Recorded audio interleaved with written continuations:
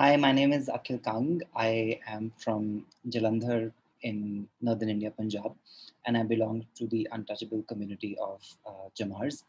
And I identify as queer. Over the past couple of years, I've worked as a human rights lawyer on cases related to sexual violence, sexual harassment, as well as feminist law archiving. And I've also, as a Dalit queer activist, lawyer, worked with Dalit queer organizing and collectivizing. Right now, I am pursuing anthropology, where I am building an anthropology of the elite and building an ethnography of upper casteness. And to study upper castes, I am currently doing fieldwork in North India, studying Brahmins and Jats. And essentially, I'm kind of interested in understanding what does it mean to feel like an upper caste and to be an upper caste. So I'm kind of invested in feelings, invested in body. So my approach to caste is through feelings, affect, sexuality, and I'm kind of, my work basically says that here I am, a Dalit person, telling you what actually studying upper castes looks like, and what does upper casteness mean. And I'm also kind of telling you that this project is only possible because a Dalit queer person is doing it. It's only because I have that queer sensibility of feeling caste and embodying caste is how this project is even possible. Um, as a young person, I'm really thankful to the iconic and revolutionary stance that Dalit Panthers took many, many years back. And I think it's important for us to go back to the basic demands of those manifesto, primarily one of them being that one needs to reject Brahmanism and one needs to directly attack caste supremacy, not just in terms of everyday life, but through structures by attacking and holding structures of power accountable. And I think that's the power of the Dalit Panther Manifesto, which we need to hold on to even today. And and their kind of referral to Ambedkar was also very pragmatic, very practical. It was about land ownership, it was about labor rights, it was about everyday violence uh, due to slavery like working conditions. Um, and I think that's what I see power still in Dalit Panthers, even years and years after they've kind of practically been disbanded. I think the power in Dalit Manifesto, in terms of its kind of expansive nature of what it means to fight caste supremacy and to be anti-caste, is very intimately tied with everyday material conditions of what it means to be Dalit, i.e., they were heavily invested in land ownership, in labor rights, in everyday working conditions of landless Dalit laborers, workers, working class folks. And I think the expansiveness was tied to really, really kind of real material conditions of what does it mean to survive? What does it mean to escape terrible violence? And I think that's where I imagine the expansiveness of the Dalit, that we imagine. I think the biggest tragedy of caste supremacy is that forget we forget how to dream, we forget how to hope, and that is quite tied to the everyday material conditions in which we live in. If you are too busy surviving, if you're too busy dying, I think it's tough to dream. And I think that's where I imagine that expansiveness of being Dalit is. And my second kind of answer to that question would be that a lot of us, at least I, as a Dalit queer scholar who's kind of centering upper casteness and um, building an ethnography of what it means to be an upper caste, is to center untouchability and the logics of untouchability. And that's how I guess I kind of attach myself to my Dalitness, where being, being kind of um, being a victim and kind of untouchability is where drives me to kind of fight caste supremacy and patriarchy. So to me, to understand Dalitness is to center untouchability and the logics of it. I think especially my kind of understanding of my own Dalitness has only been possible, as I pointed out before, is because I'm queer. So even my Dalit is very queer, is very femme, is very chakka, and for me, I think that's only been possible because of how I've understood uh, my family relations within my Chamar family, and I think like the strongest like the strongest or the most kind of uh, the like I basically I find strength in being Dalit queer by finding ways to hold the men in my family accountable for the violence that they give, or um, or the way they have treated gender non-conforming women,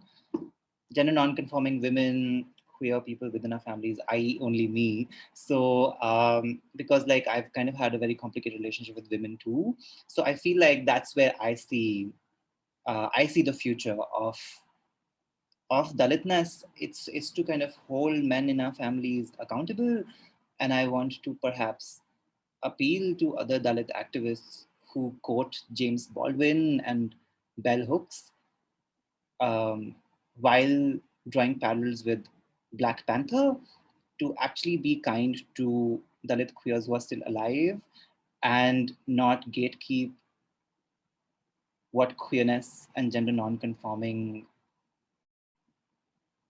being means for us. Um, so yeah, because I've had like in my work as organizing, collectivizing, while obviously constantly fighting against caste supremacy and literally putting our bodies online in terms of um, fighting Brahmanism, upper casteness, there's also kind of really sadness in how on how the heterosexuals respond to us and constantly kind of dismissing us. I think that's where I kind of see myself in this manifesto today, by holding men accountable within our families and to kind of extend empathy to Dalit, queer, gender non-conforming trans folks.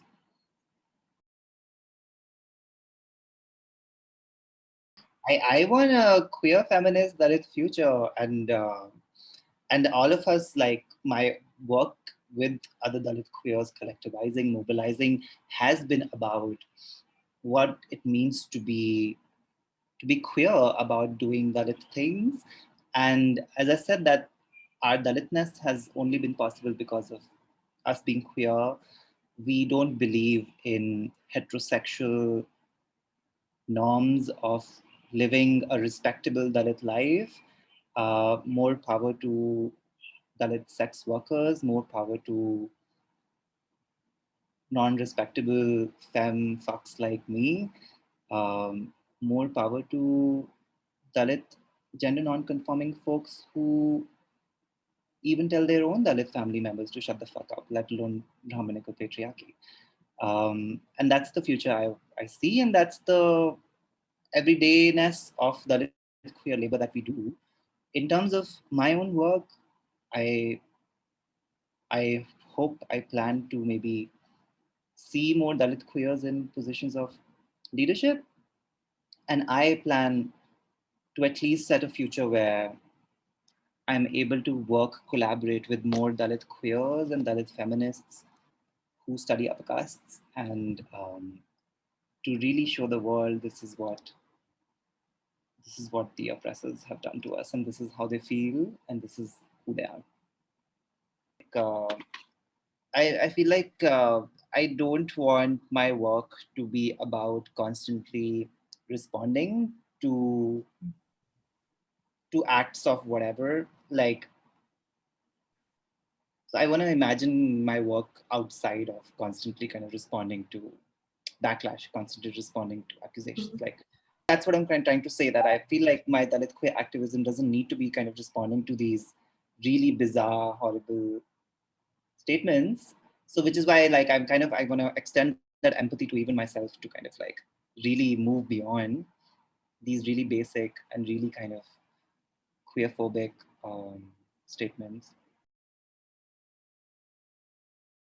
That you pointed out, like the moment of even Black Panther and a lot of other kind of historic moments are coming in terms of like Black American struggle, where a lot of kind of, at least I've seen in South Asia, where a lot of kind of people have this really hollow referral to Black activism, but don't really know what it means. Like that's what I was saying, that you will cite like James Baldwin, but like say shit like this to us, right?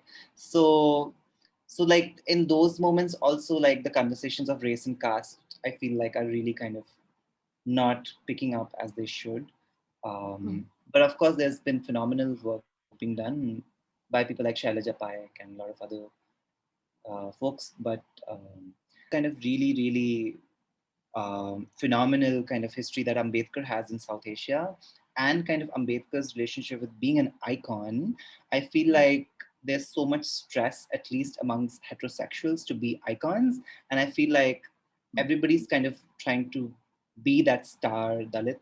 And I think that A has a very complicated relationship with how Dalits relate to Ambedkar as an icon, but also that kind of, I feel like that desire to be an icon is really heterosexual, especially amongst heterosexuals.